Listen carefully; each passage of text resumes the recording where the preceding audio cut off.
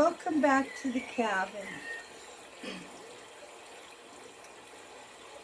We're in the beginning of November. It's autumn. We did have some pumpkins on here last week. We still have our traditional foods. We burned cedar and sage and we cleansed. We have some smoked fish. And we have, of course, our country foods. With some deer meat jerky, moose jerky, cranberries, some rose hips, dried yams, and I think these are a type of currant. Yeah, that's what they are, currants. Some more rose hips, good for tea. We've got our dried mushrooms. They dried up very nicely. A few different types in here. And we've got some fresh jerky. A little piece of that. Very nice. And, of course, cups of tea.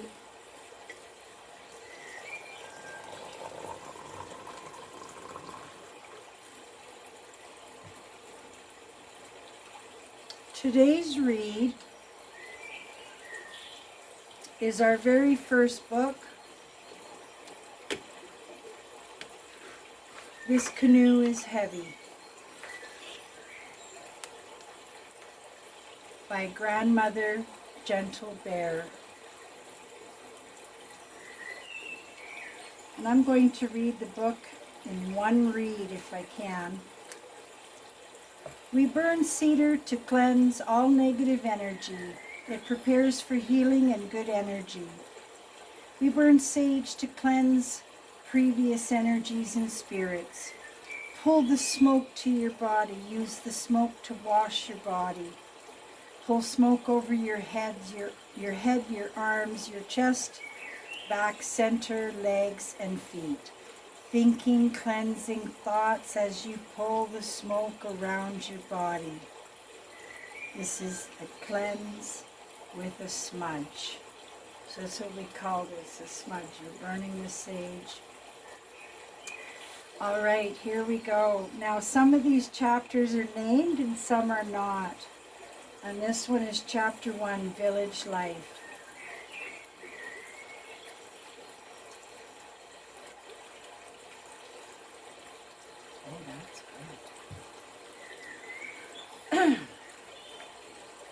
Most of my life was with family on the land, a small village near the ocean.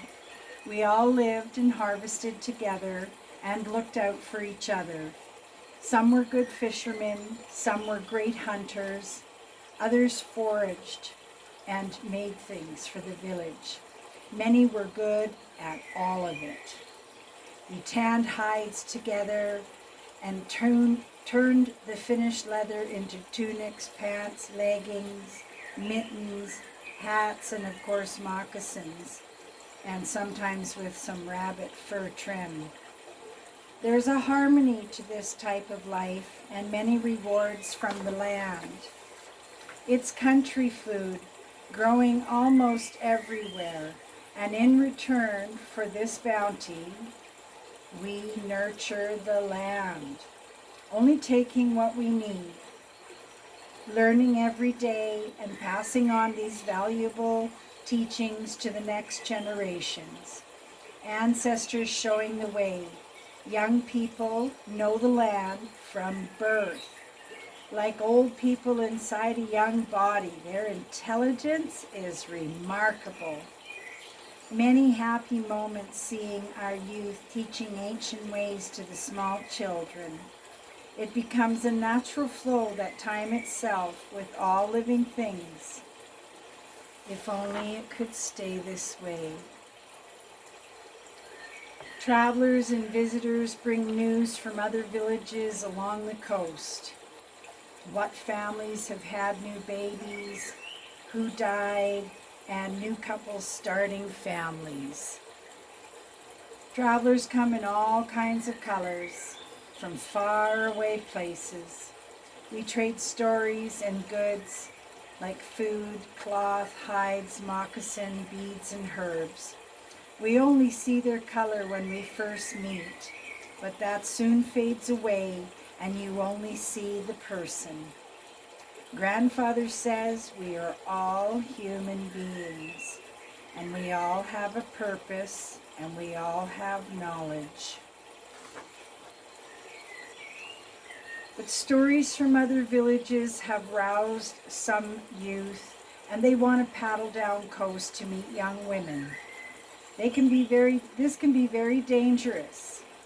Some villagers will welcome new strong men to marry one of their young women, but they will have to live in that village because the elders need help.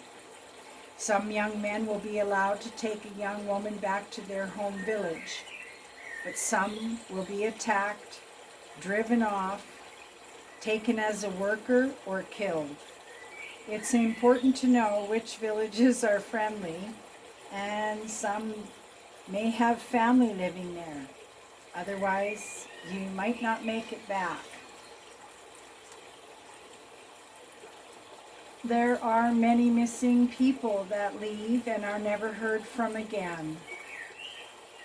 Some are taken from us by rough ocean storms with huge waves that capsize canoes and kayaks. Some go up coast and freeze to death in the winter cold. They were unprepared. Some go down coast and you hear about them from time to time, and others that just go missing. It's the way of the land. Nothing is forever. That's why passing on the knowledge is so important. Some people are lost, just roaming around lost, with something not quite right in their head. Compassion and pity for the vulnerable. I'm thinking about becoming one of those lost people, but on purpose. Nothing wrong in my head, and nothing wrong with the village and village life. I just feel the need to go into the forest for a while, test my abilities and strengths. Some of the elders think I'm crazy, but in a good way. They understand that at some point in life, we all need to go out on our own. Maybe it's a vision quest for some, or maybe just they want to get away for a while, almost a holiday. I'll miss teaching the young ones, and they'll miss me too. This is the way things are done sometimes. The kayakers are coming ashore with heavy loads of fish, ocean fish like red snapper and cod, and sometimes salmon if they're running. The whole village has come to the shoreline with help with the catch, and we'll eat good again tonight and for a few days to come. I watch the harmony of the villagers. They are my heartbeat, my family. No one is telling the other what to do. We all just know what to do.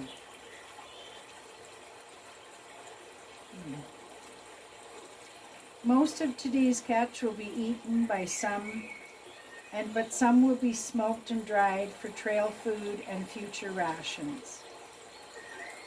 Once home, the fish goes right on the fire. Some cook on a hot rock at the fire and some on a stick. The smell of fish on the fire flows through the village, and children's laughter and old women recounting tales of fish runs that had smokehouses full and plenty of food for the winter. Spring was the only time that we didn't talk about winter. And for most of the winter, we talked about the coming spring. Fish on the fire, a bit of wild wheat bannock, and a good hot cup of tea.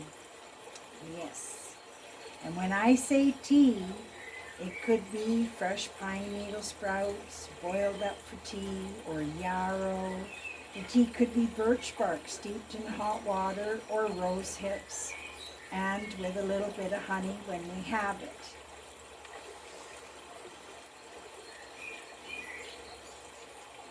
A light nap finds me dreaming of den stories with Grandmother Bear. She would make tea and we'd find a shade tree, and the tales were told till the tea ran out or till we nodded off to sleep. She would say, "I remember when all the young folks did most of the daily chores. The elders would take care of the little ones and play games that taught them of the old ways, taught them about self-control and self-respect. If you live with these two rules, you will be a better person for it." Chapter 2, Life on the Trail. Grandmother Bear would close her eyes and tell long-ago stories of her grandmother, Gentle Bear, and the ancient portage trails that she walked as a child, long canoe trips for seasonal camps, and meeting up with friends and family along the way at some of these camps. Some were seasonal camps to hunt and fish and prepare for winter stores. And "this canoe is heavy" was often heard on the long portage trails that seemed to go on forever. And along the trails, the women and children would forage for berries and wild greens. Some young people might get a bush grouse if their arrow was true. You weren't just taking the trail. You were living on the trail. It wasn't about getting somewhere. It was about the life along the trail that mattered, and it was a great life. Some portages were so long that we camped a couple of times along the way. Well-used camps. Some even had ancient graves, elders usually, that went to sleep along the way or at camp and just didn't wake up. Grandfather said they went to sleep with a smile because their ancestors were waiting for them on the other side, and their journey was just beginning. Grandfather would say, "The ancestors watch over us and keep us on the true path. If your heart is true, you will know when they are near." And Grandmother Bear continued, "Sometimes you'll see them on the edge of the forest like a mist, like a vision. Sometimes you'll hear them, the drums drumming like a heartbeat, your heartbeat. Other times you'll look away and then look back, but you've missed it. Best not to look for them. They're always there and all around us. They're our ancestors. Sometimes it's the memory that's so strong that they almost appear and we almost see them, those loving spirits." Most of these den tales and ancient stories are put in my memory, and I retell them to the children. Some I've heard many times but love to hear them again and again. Others are told late at night in a hush around the fire when the children are asleep, stories that will scare children and they'll be afraid of the bush. They will either hear these tales when they are older, or they will have a bush encounter and live inside of their own tales and trail stories. They will retell their own bush tales around the fire late at night, and the listeners will nod because they know, and the elders will sit quiet, close their eyes, and thank the Creator that they lived to tell the tale. It does take a village with all its generations. Oral history is all we have at the end. Those who remember, those who lived it, and those who can still recall the ancient tales. Everyone has their way of telling old stories. You'll know if they stray too far from the truth. The old women will laugh and say, "Oh, is that how it all happened? Oh." We often find drawings on rock walls and overhangs or in caves. We are told they were left by our ancestors long ago.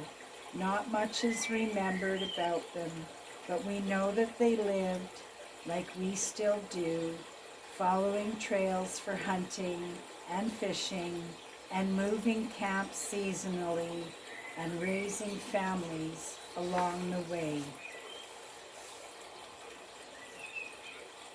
You can hear the villagers calling for everyone. The hunters got 2 moose, and the whole village will eat well tonight and for many nights to come. And of course, some will be smoked and dried for trail food and in case of lean times. Even the village dogs are happy. A few bones might find their way to them. It doesn't take long, and the meat is portioned for each family, and the 2 large hides will be tanned by whichever family needs them. We gather in the village hut or lodge, where we give thanks. Meat is cooking over the fire at the center of this large space, and that is now full of family, friends, and villagers. The hunters are telling the tales of their hunt, how far they went, what animals they saw, how they ate grouse over the fire, and how the young hunters did what they were told and learned some hunting lessons. Lessons passed down over time, like how to read the trail, the tracks, the wind, the weather, and to smell the air. How patience will win over almost any aggression, except maybe an angry bear. The stories and laughter went on after dark, and I made my way to my corner of the family hut, and I welcomed a good sleep with a full stomach, a large moose hide to lay on, and a bear fur hide to pull over me, and the happy sounds to fall asleep to. Happy dreams. The morning came early, as it often does. I lay awake thinking of the night before and the day ahead. The birds are singing in their morning songs, and the villagers are waking up too. The usual morning chores and plans for the day. The wind is high, and trees are rocking back and forth, and some are bumping into each other, and some are cracking and creaking as though they could fall at any minute. And just then, a really tall pine, she says here, white pine, gave a sharp creak and a loud crack and fell beside a small hut near the edge of the forest. And this was drawn with charcoal from her fire. It's an old tree.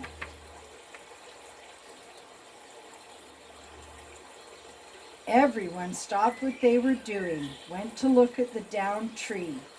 Branches stabbed into the ground like wooden swords, and we gathered up branches that broke off, and it was now used for firewood.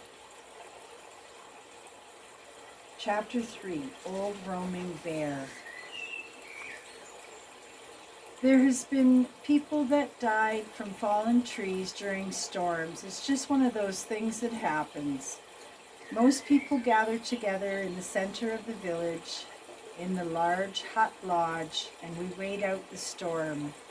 I enjoy these large gatherings in the big lodge. We can hear the storm outside, but we are safe inside together. Meat and fish on the fire, and children's laughter.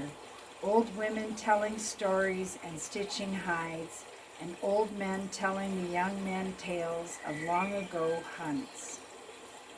The harmony of the lodge is like music to my ears, the rhythm of life, my life. our life together.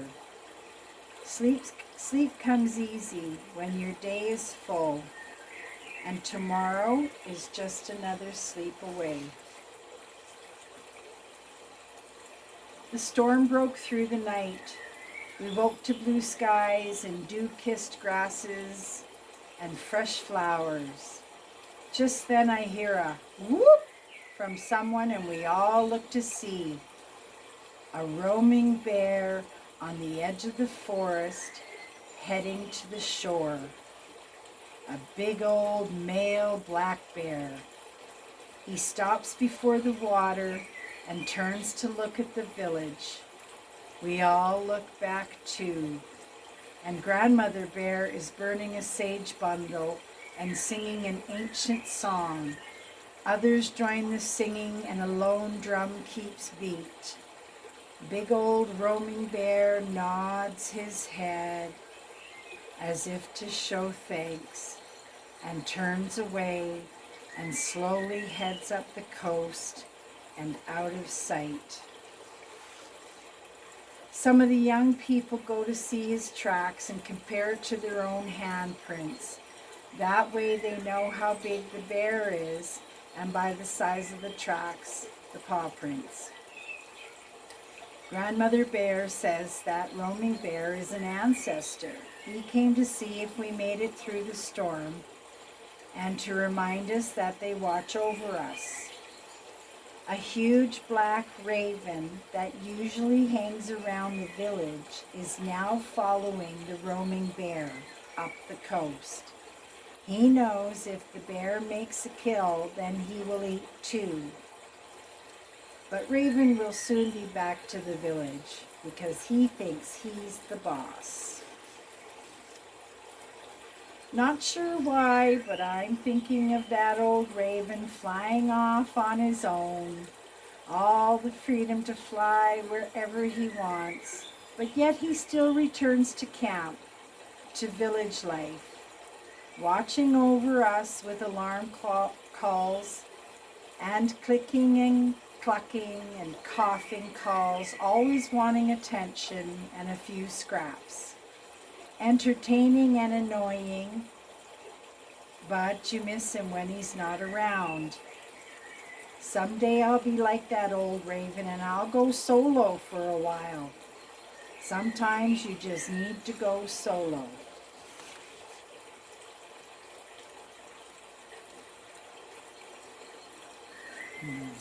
It's been in the back of my mind for a bit now. I've gone solo when I was younger, but I wasn't prepared, and I was too young and was too afraid. But now that I'm old and have bush know-how and understand how nature needs to be respected, just like when people get old, listen to their knowledge and learn from their lessons and their stories. And respect the time together while you can, for one day you will be old too, and they will be gone with all those lessons and stories. So let the elders repeat those stories until they hear them told by others. That's how we remember who we are. Oral history gets lost sometimes and needs to be written down, so write it down, read it, and retell it. Draw pictures, take pictures, keep those memories alive. Grandchildren love to listen to stories. Sometimes while berry picking, the stories are about the berries for pemmican or jams or for drying. While hunting, the stories are embellished and comical, while truthful and grateful. And whenever we are gathered in small groups or large gatherings, and the stories will be told and retold with grateful hearts. Born in the North, Chapter 4.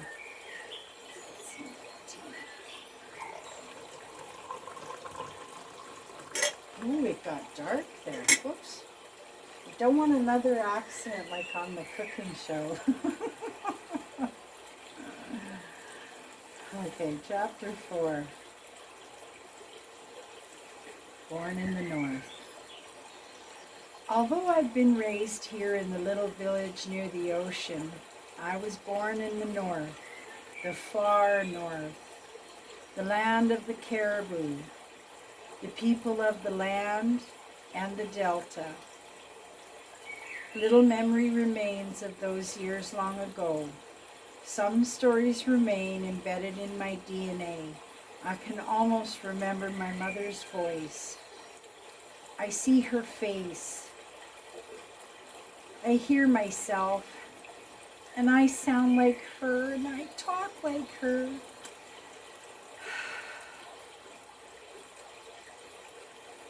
I am just like my mother. That's your roots. That's where you come from, where you belong.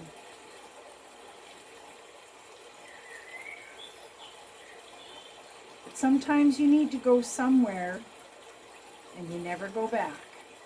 Or you leave your homeland for whatever reasons and you never go back. But now that I'm older, I often wonder what life up north is like. Do I still have people who know me? Do I still have ancestors who remember me? Do they still tell stories of how a group of people left the north and went south and never came back? Did anyone ever go back up north and tell everyone what happened? People from up north haven't come south for a very long time, probably afraid that they would never come back home, or that some might be left behind. It was so very long ago when the people up north had a hard winter and illness through the spring. Young men and women set off to forage herbs and food as far south as they've ever been. The further they went, the more lush was the forest and the meadows, plenty of game and warm weather. Foraging was a bit different, and they learned of the new plants and their uses, setting up camps along the way. But on the way to where? Seasons come and go, and more permanent home camps and villages dot along the shoreline, all speaking roughly the same language and the same respect and traditions. All food is shared and knowledge of food preservation. Children are sacred and all share in their raising. Elders are respected and cared for until death and beyond. All have responsibility to each other and share chores. Hunting and fishing learned by all, young and old. Those who cause trouble without remorse are sent away, as not to poison the village. Those with dark hearts and evil ways with no remorse need a more permanent end. Okay. Sometimes dark-hearted people group together and raid villages and take food, women, and children, and they are hunted down and killed. It's swift justice, knowing right from wrong, a higher power with Mother Nature keeping watch. For the most part, there is harmony. All is provided. We just need to go and get it. It's amazing when you watch young children imitating the youth and learning quickly to aim a bow and hit their target, all ready to start providing for their village, the next generation. And seeing the youth leading the young ones with lessons and play, there is a great harmony. But sometimes you need to go solo, a little time on your own, and I will plan a solo canoe trip across the lake and beyond. A small cabin in the lee of the mountains where I lived for many years, a little place to get away and relive some old memories. I'll need to put some food together, a couple of hides, and find my paddle. There's a few canoes that don't leave shore often, and one of those will do nicely. I won't say I'm going until the morning I leave. and that way I can just quietly go. Northern people migrated or traveled south and built new lives, some near the ocean and some in the forests. Trade between these small settlements is very important for survival, important relations, friendships, couples raising families, big extended families, many generations all living near each other. We don't say we're obligated to each other, but we are, and that's okay. Chapter 5, North to South, Younger Years. And there's a quote, but it doesn't say who said it. One day you will tell your story of how you overcame what you went through, and it will be someone else's survival guide. Very wise words. And healing also means taking an honest look at the role you play in your own suffering. Let me read that again. Healing also means taking an honest look at the role you played in your own suffering. Very good, wise words. I don't know who said it, but she doesn't say. When my mother and father left the north to travel south, they had 5 children with them, and many other family members and village friends. Not sure how many. I've heard 50 people, but others say it was more like 20. A journey that would take them many years. And 2 of the youngest children died during those years and were buried along the way on the trail. And me with my 2 older siblings thrived on the trail.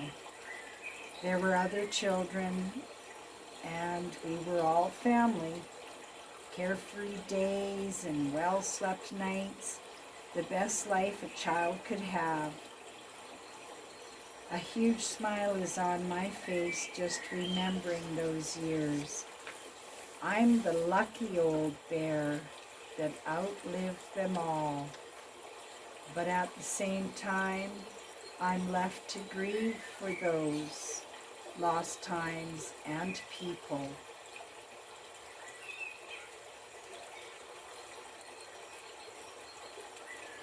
We settled in an open meadow surrounded by a lush, mossy forest, with the smell of the salty ocean nearby. Some lived in the wooden huts, made of branches, woven and tied together, much like a wigwam. And some lived in teepees made of wooden poles and covered with hides. Some lived inside the meadow and others lived in the shade of the forest. But we all shared what we had. It's our way to always share what we have and with each other. When many people in the village fell with illness, it was the sharing that spread the illness, and many people died, and many stories were lost forever. Excuse me. My father had been on the trail with the French voyageurs for many years. He knew the language and their ways. He learned how to use tools and to build cabins and forts. So my father built us a small cabin that later became bigger with the help of the villagers. It had a large overhang, and sometimes people gathered in the shade there or out of the rain. Soon there were other cabins being built for the larger families with many children. Our cabin was solid, without a draft, and with a large fire set with stone.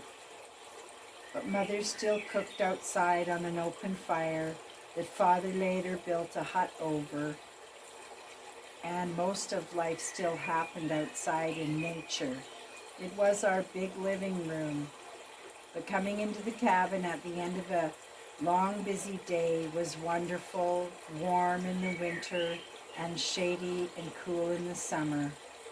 All the logs inside and out had small carvings and drawings with names and signs and stories, and each told a story of who was there, who is still here, and the life we live. Inside the cabin, wild herbs hung drying in bundles tied with grass, and baskets of dried herbs and berries and dried meats of all kinds. There always seemed to be food, fresh or dried or smoked. I remember hunters being gone for days and coming back with maybe only one grouse. But then a deer or two grazing along the forest edge would give themselves for our survival. Somehow we always had what we needed, and then some. Chapter 6. We got to know the seasons for fishing too. Some river fish spawned from the ocean, and some ocean fish stayed in certain areas. We had many things in common from people of the north and people of the south. But one thing we knew well in common was kayaking and canoeing. Ocean hunting and fishing by kayak takes skill and years of experience, a skill that is taught and learned by all ages. While some are hunting on the water, others are hunting in the forest and up the mountains. The food is there, you just have to go and get it.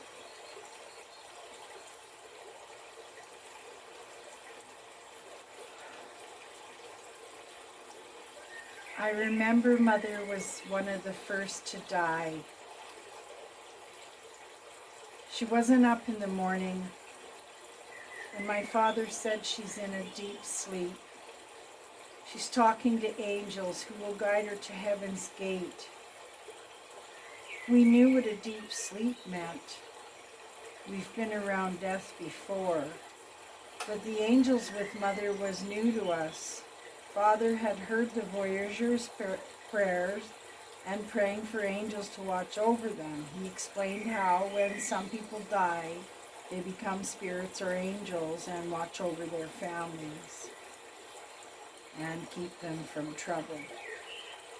It's okay to cry and miss your mother, but she will always be here among us, and part of her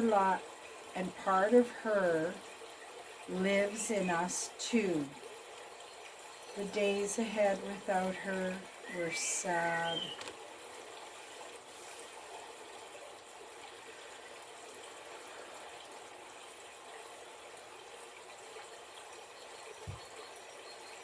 No one seemed to want to talk about Mother or her death, or want to retell her stories. But it was not to be. A quiet time fell on the village, and we went on with our lives without speaking about her. Then after a few weeks, and the smell of spring in the air, we felt laughter again, and the grief was slowly passing, and the air seemed easier to breathe. As kids all chipped in and got the daily chores done, we knew what was needed of us, and we didn't wait to be told. Father didn't laugh anymore, but he did smile at us from time to time. His sickness came quickly and took him in the night. Father was having a deep sleep, and the cabin fell silent.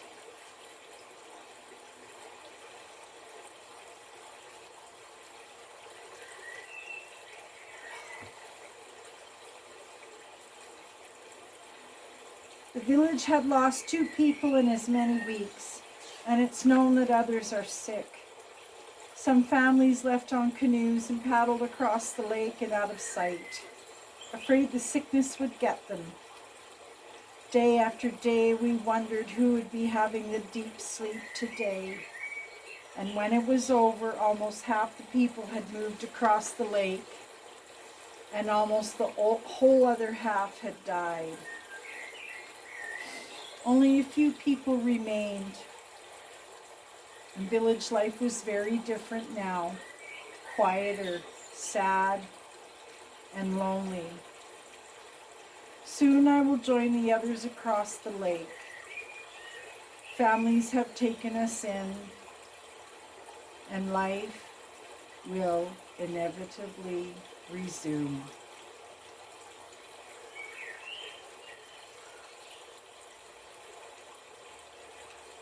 We later learned that some had died from pneumonia and some had died from red tide. That's a poison that's in shellfish. And others died of old age and stress. Once we go across the lake and beyond, we won't be back. We will leave the cabins and the village behind. A new life is waiting across the lake. And we will live primitively for a while, with temporary shelters and huts, until one day some of the men brought in cut small trees and branches and began to make a woven wood frame wigwam, larger than usual, central to the clearing, but close enough to a few pine trees for a bit of shade. And everyone began to gather branches and grasses, and we went to work right away. Weaving grass mats for the roof, the walls, the ground. We all worked through the night and watched the sun come up together over our new village, with a central gathering wigwam or lodge, a place to get together during storms, share in the hunt, and care for our elders and children. 2 fire pits were dug along the center of the space, and the fires were soon lit, and the smell of wood and deer meat was comforting. Today we will all gather and prepare for tonight's feast. The new hut was earthy and fresh, with raised branches areas along the walls, with many sleeping areas for orphans and elders. This was home. The elders were now picking their spots. Chapter 7, Our New Village. Each corner had an elder that would look after any youngsters that slept nearby, and many other elders who would cook for all and clean what needed cleaning and tan hides. No matter the age, everyone had purpose and value. Feast night was long and filling, and the stories were non-stop. And this is when we hear the stories of our mother and father. We recognize their life and sit up to listen. There are our stories, and now they're being told, and one day we will tell them too. And we laughed and we cried, and we recount the days and the memories. Stories of those who came before us, those we lost along the trail, and those who were taken far too soon. Hearing their stories and all the memories lulls me to sleep, surrounded by my family, my village, and my future. The stories long into the night, babies rocked to sleep, elders snoring, and a couple of village dogs cleaning up the scraps. There will be many gatherings to come, and my life will continue. And I will grow up and someday have children too. And children I did. 8 children, and a good man to hunt for us.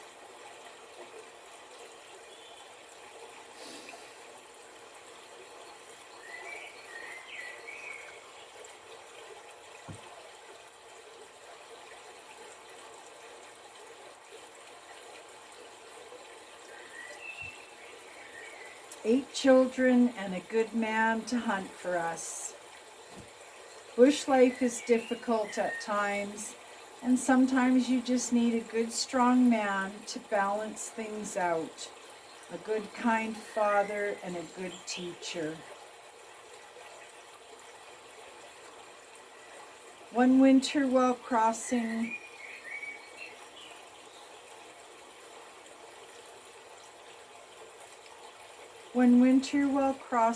the frozen ice, my man and my oldest two sons fell through and were gone. It almost tore me apart.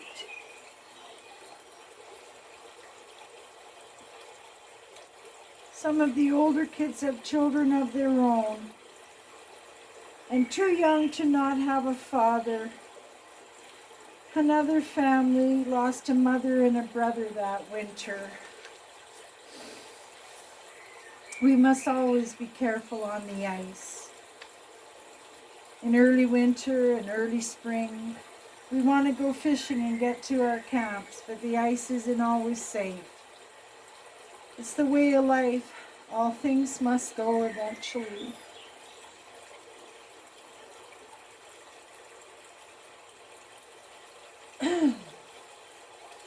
Each day is a blessing, and leave some good stories when you go. And others will continue to tell your stories. They become their stories.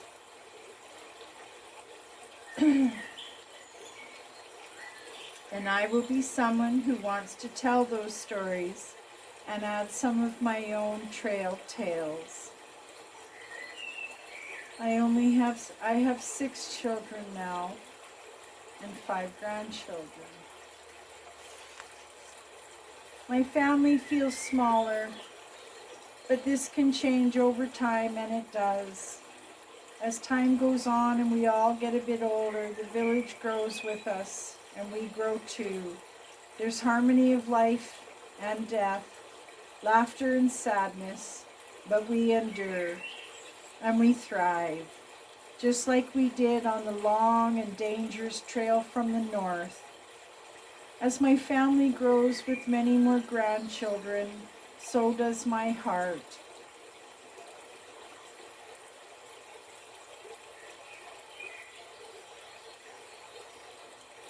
They soften me, and we enjoy our days together.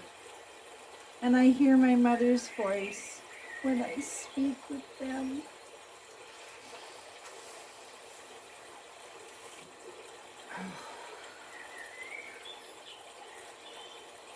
It's a very emotional book. It's very good. The stories come easy. Always a lesson and always little ears waiting for the next story. Work and lessons.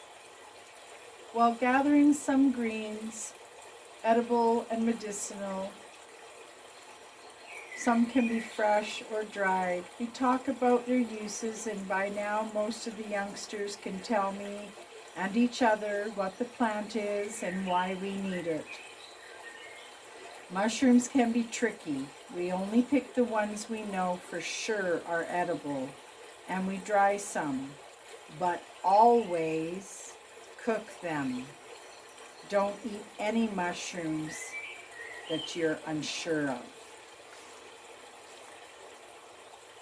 Now, berry picking is my favorite. It's in the autumn when it's cooler, and you can eat them as you pick. And the kids can feed themselves while they pick too. Never too young to pick berries. And some of these berries we'll keep through the winter, dried and powdered, and used for pemmican Some will be rehydrated and rolled into dough with honey for a treat, cooked over an open fire on a branch with the bark peeled off.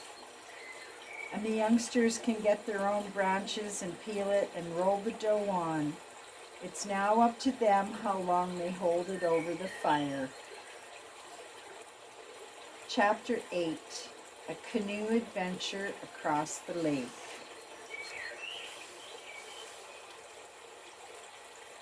A favorite in the village during colder months around the fire, and each family has their own way of making it.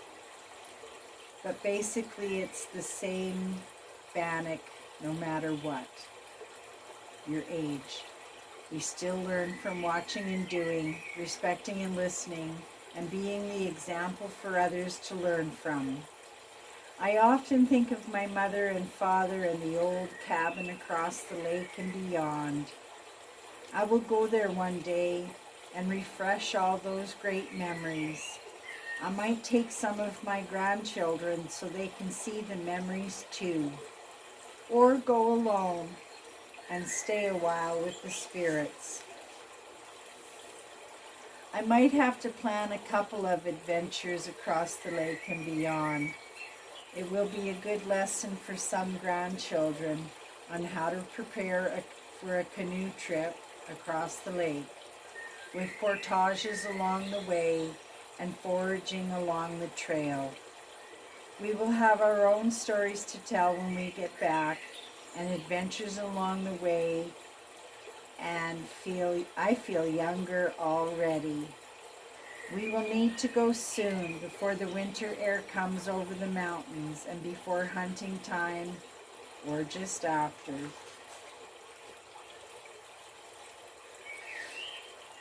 The day has come for our canoe trip across the lake and beyond.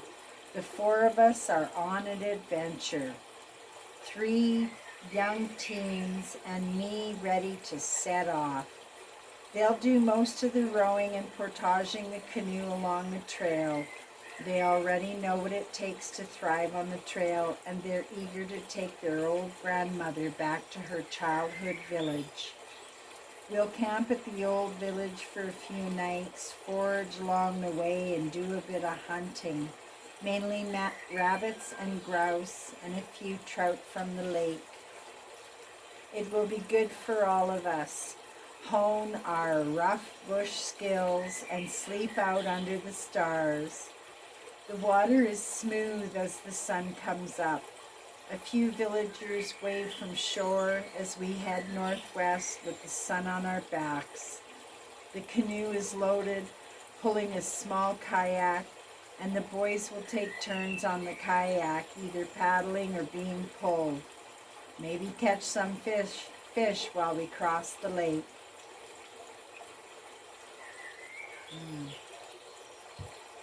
We skirt the shore west for a while until we started heading more north and into open water. The wind is low and we paddle hard before the waves come up. This canoe is heavy and sits low in the water. We keep paddling. My young grandson brings in 4 trout and we have food now for our first night. We come ashore and pull up the canoe. An inviting meadow greets us with an ancient fire ring that we use with respect. The first night under the stars saw us off to sleep with full stomachs and happy thoughts of the trail ahead. Chapter 9, The Old Village Lives Again. The morning comes early, as it usually does, and we wake to the smell of smoke and fish and a pot of tea. My oldest grandson is up, fished, and cooking on the fire, and gathered herbs for tea. They're excited for the day ahead. It's important they know that there is no hurry, only the journey, unless the weather turns and we need shelter. And it's always good to be ready to change your plans and adjust to the weather. But for now, the trail ahead is calling, and we pack up.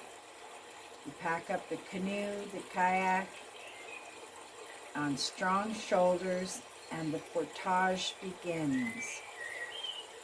We each have a heavy pack with provisions and comforts like pots and pans and wooden and tin cups, with a bit of dried and smoked fish in case we don't get any fresh fish. And the trail is welcoming and wide, with foraging along the trail to feed us all for days. This pack is heavy, and I feel my age. It's been too long since I've walked a long trail with a heavy pack, and the memories make the pack seem lighter. We talk and laugh and sing all along the trail. That way we don't surprise a grumpy old bear or some other animal that wants to get off the trail. This well-traveled trail has many animal tracks and well-eaten hedgerow. We reach a small lake and we load the canoe. I asked to kayak while they paddle the canoe, and they all nod, and we glide across the small lake. A couple loons cry out, and it signals that winter will soon be here. We reach the shore and pull the canoe up with the kayak, and we see the old village. Many cabins are still standing in the meadow. Old trails leading into the forest and old fire rings for cooking outside. Wildflowers and berries are everywhere, and we are all filled with happiness. The spirits have left a great energy, and nature filled in the gaps with abundance. We feel welcome and begin to find a sturdy cabin or two to stay in while we're here. The cabin my father built looked aged but sturdy, the roof intact. A tree had fallen next to the cabin and was quickly cut up for firewood. It feels like coming home, and we soon have the dust cleared out and the bunks set up, and this will be home for the next few days and nights. The boys are cooking fish on their fire outside, and I just lit the fireplace inside to warm the flue. We'll be warm inside tonight. We sat by the fire for a long while and talked about the days ahead, hunting grouse and setting snares for rabbits, fishing and foraging, just as we always do and always have. The same things need to be done no matter where you are. It's daily life.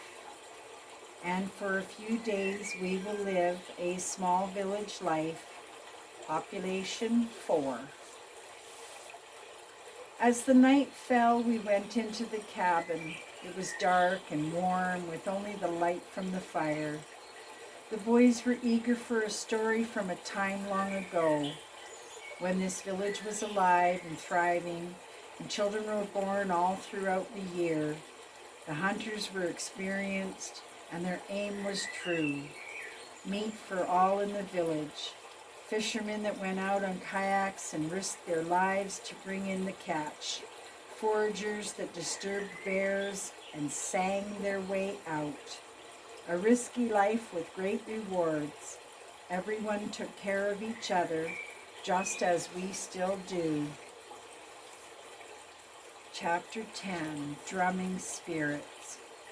The boys were a bit surprised that life was much the same when I was a child, but now they understand how ways are passed down and sometimes remain the same for long periods of time.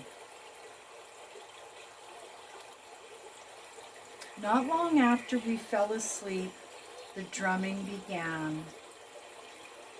We slowly wake up and look at each other. I stoke the fire and return to my bunk. Through a crack in the door, I see the fire outside, and the flames are high. Slightly cracking the door open, we all have a peek outside. Spirits are sitting around the fire and singing to the drumming. It fades in and out like a fog, but the drum keeps rhythm and still keeps drumming. It's our ancestors, nothing to be afraid of. We've brought life back to the village, and now they have a reason to show themselves to us. That way we know and remember. The boys sit by the door for a bit, then we all go back to our bunks. The drumming went on for most of the night and lulled us all to sleep. When the morning came, we were all well rested and excited to be living in our own little story on the trail. Hot coals still smoking and the boys eager to catch a few trout for breakfast, the first meal. I've wandered off to peel a bit of birch bark from the trees for some baskets. So many wild herbs unpicked for ages. I'll bring some back to our village for the elders, some for cooking and some for medicine. Plenty of wild garlic and onions, thistle, burdock, golden seal, to mention a few. Sweet grasses and sage that we can roll into bundles and bring back as gifts for the elders. And for all the people.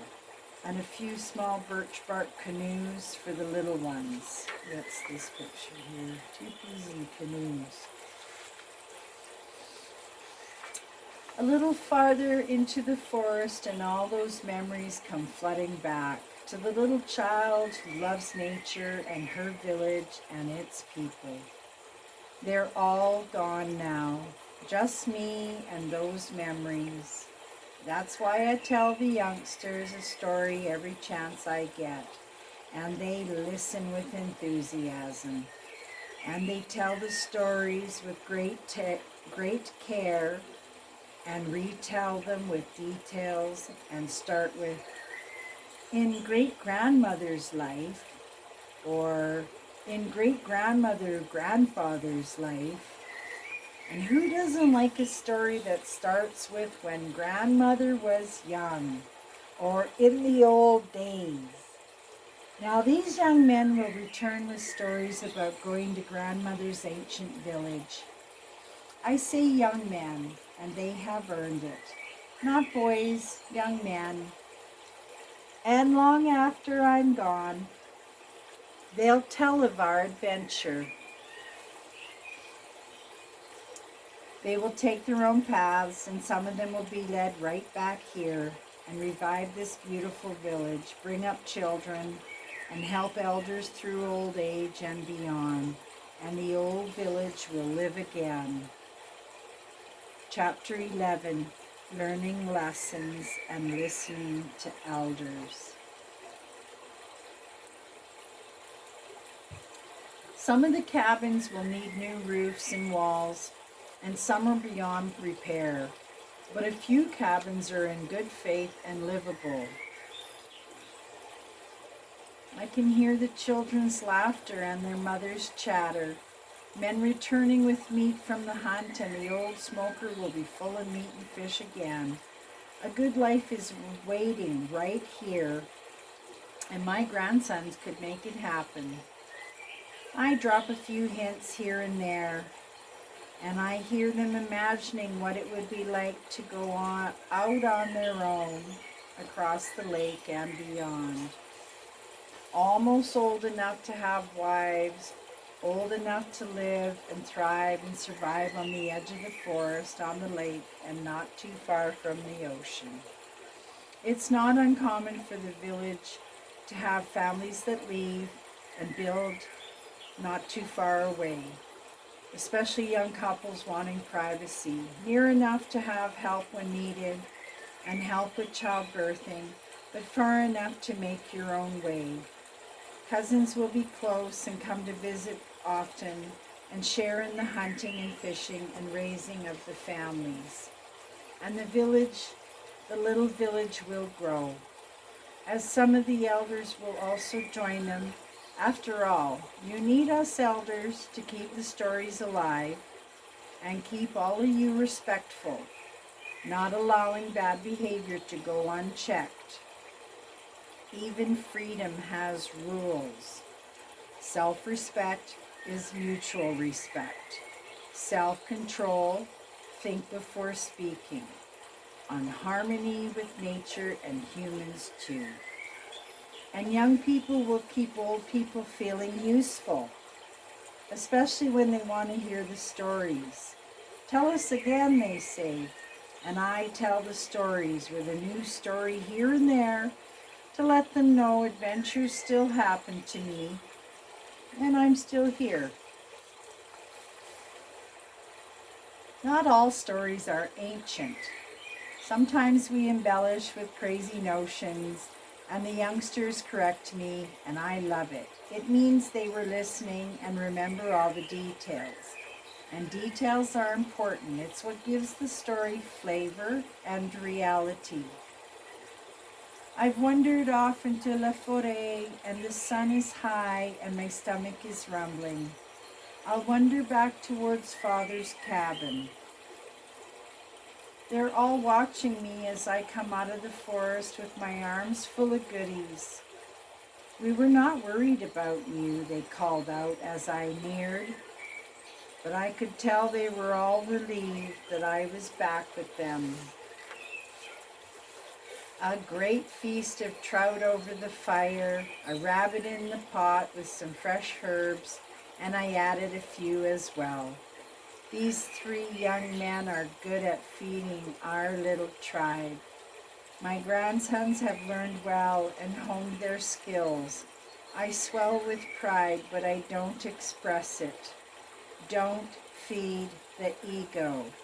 Feed the person, the being. A person that lets their ego run their life is not really a happy person, hiding behind self-entitlement and lies. The ego eventually kills the soul and affects all that are around. But if you can kill the ego and allow yourself to come back to reality, then you will be okay. Being wrong and admitting a mistake shows maturity and understanding. You grow as a person for the better. Others will follow your example, and then there is more harmony, and self-respect and self-control grows. Those are very good words. Good place. Lead by example, and when you have an off day or say something stupid or foolish, just say that you're sorry so that life can go on. Pride before the fall, as the old saying goes. It's not a weakness to be humble. We know that we all make mistakes. It's how we handle them that shows the kind of person that we are. And know that youngsters and your children excuse me, are always watching. Be at your best, but be yourself too. Chapter 12, Memories, Then and Now. We're almost at tea. Oh no, there's still tea. Okay.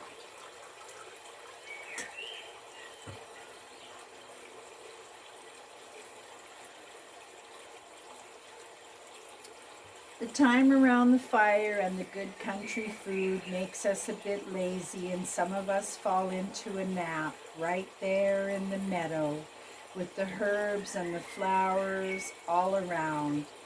The smells and colors and buzzings of pollinators and the warmth of the autumn sun. It's days like this that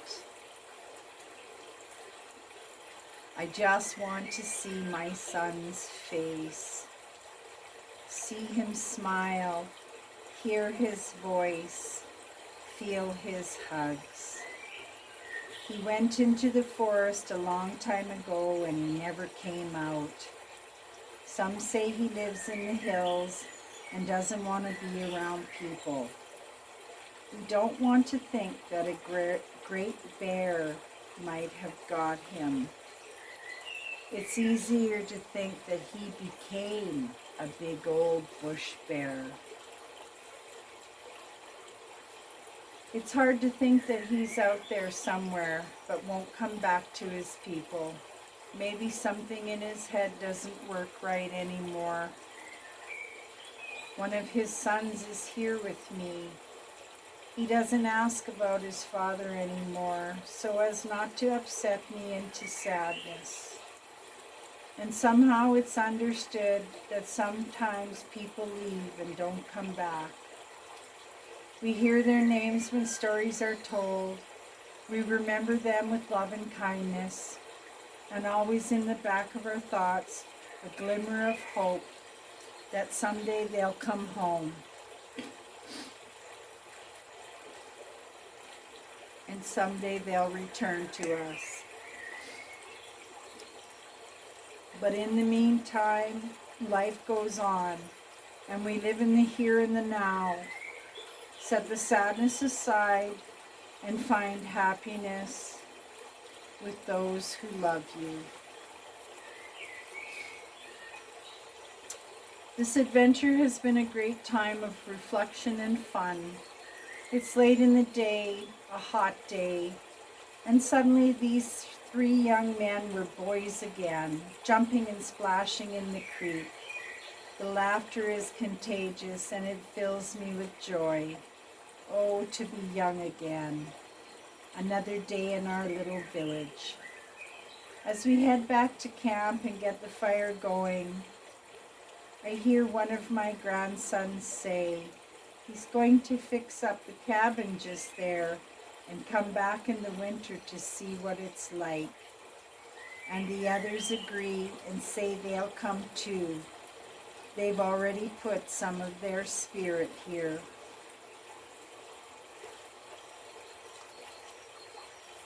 And there's a list of summer and fall berries.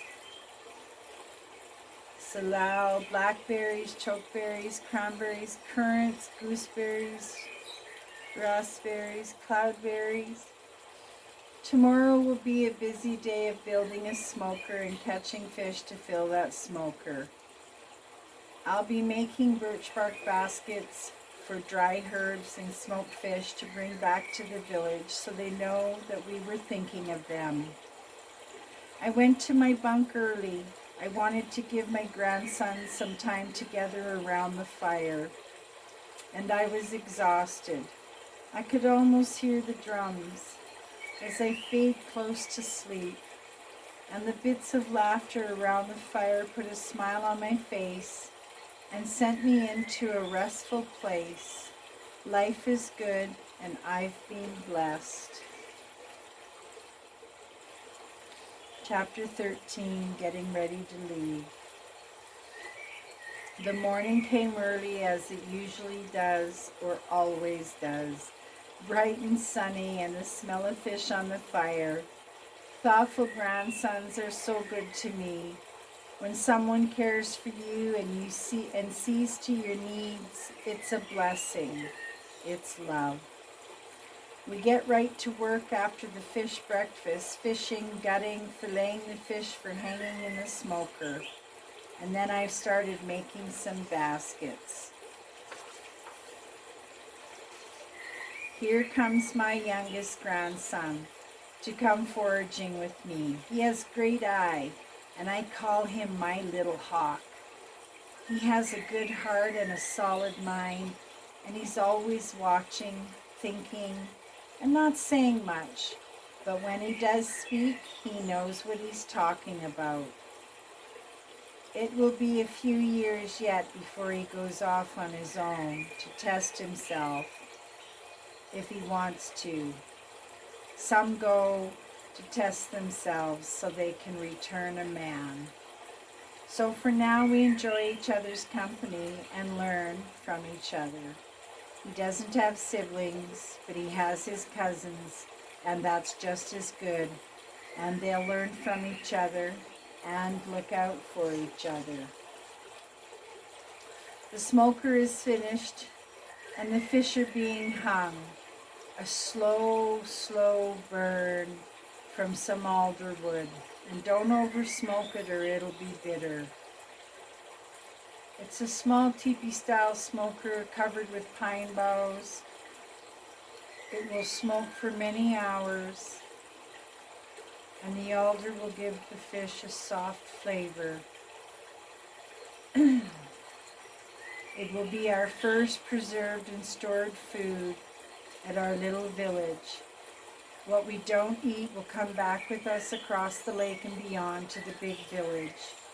And just then we hear a sharp scream, and Little Hawk takes off into the forest, running along thick brush. He comes back a few minutes later, holding a rabbit by the ears. The snare helped give us food before sleep. Rabbit over the fire and fish smoking, we've settled in nicely. And fresh greens, plantain and purslane are everywhere this time of year.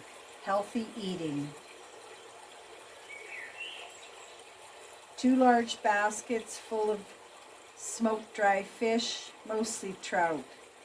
Most were gutted and smoked whole with tail and head still on. No waste that way.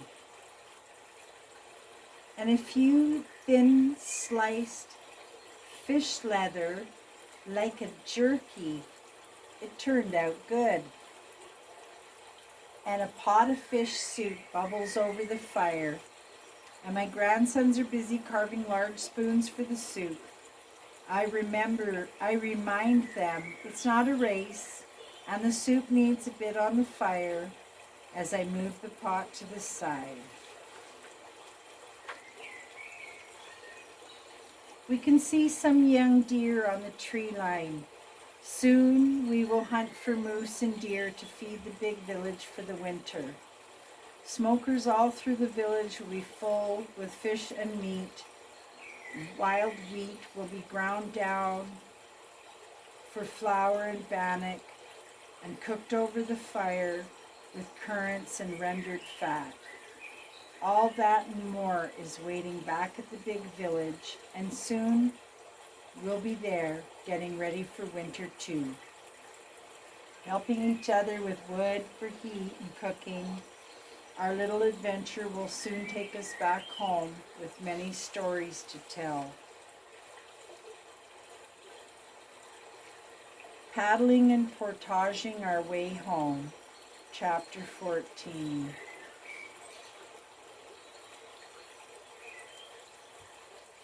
We stayed a few extra days and nights. It was hard to leave. The poplar and birch along the mountain's valley had begun to turn orange and yellow. Autumn is on its way, with cool nights and foggy mornings. Maple trees are a bright red now, and this canoe is heavy and sits low in the water. Laden with gifts of food and herbs, sage and baskets of smoked fish, I helped carry the canoe on our first portage, while some supplies and baskets are left behind.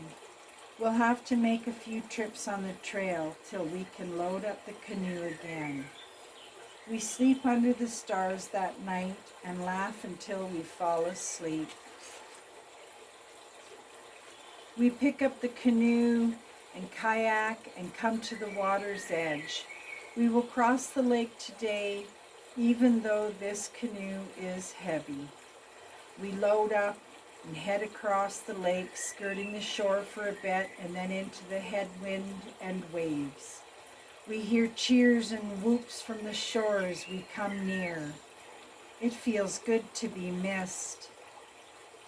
3 young boys left camp and returned 3 excited young men and begin to offer baskets of food and herbs to the villagers. It's already late in the day, and all I can think of is a hot cup of tea and my comfy bunk. The stories flowed long into the night. Not only our adventure stories, but also stories of what happened in the village while we were away. Funny stories, happy stories, and sage bundles smoked, and we washed away any bad thoughts or spirits. Thanks that we made it back safely and that the spirits didn't take us. It didn't take long, and we were right back into village life and dreaming and planning our next adventure in the spring. For now it's time to hunt and fill the meat stores, and winter brings its own challenges and rewards. And there will be adventures in the snow and on the ice fishing and following tracks in the snow, setting snares and trap lines, checking old bear dens to see that they're sleeping, and all the winter birds and their songs. We get to know each seasonal type of bird and their singing and chirping. It's all a happy cycle of life. And I'll spend most of the winter inside where it's warm, keeping the little ones busy, well fed, and warm. There's always winter chores outside. It's wood and trapping, fishing, hunting, but mostly gathering wood, chopping and stacking. We need it for warmth, cooking, and ceremony. Inside it's busy with small children. I love my grandchildren. There's cooking to be done, usually a pot or two warmed near the fire with fish soup or warm meat. And cleaning is daily and done by all. Stitching and sewing hides and making cloths and moccasins. And when you get a bunch of women and children together, there's a lot of laughter, lessons, and love. We bundle up the littles and get them outside for some fresh air and to play in the snow. Like little bears, they waddle and stumble around in their fur hats and coats and mucklucks. The village in winter is magical, with snow hanging from the roof edges of the cabins. The center lodge looks like a long igloo and lights up at night from the fire inside. Long winter sleeps have me dreaming of spring and another adventure across the lake and beyond. The end. So that was a full read of Book 1. The continued story is already on YouTube for Book 2 and Book 3, full reads, and also read by chapters. I hope you enjoy these stories as much as I do. You can tell me some of your stories in the comments, and the next story I read might be yours. Please like and subscribe. It keeps this little channel going. And if you subscribe and ring the bell, you'll get notified when there's a new video. I tried to put out a video every Friday, but I put out a video 3 or 4 times a week. I'm going to start with the new November short stories and continue with that, and they will come out sporadically throughout the week. And I'll try for Fridays, but sometimes I can't get one out on Fridays. Thanks for joining me for tea and Tales Along the Trail with Grandmother Gentle Bear. Look for Book 2 for the continuing story. And remember to be kind to nature and go out into the woods as often as you can. And I'll see you on the next reading.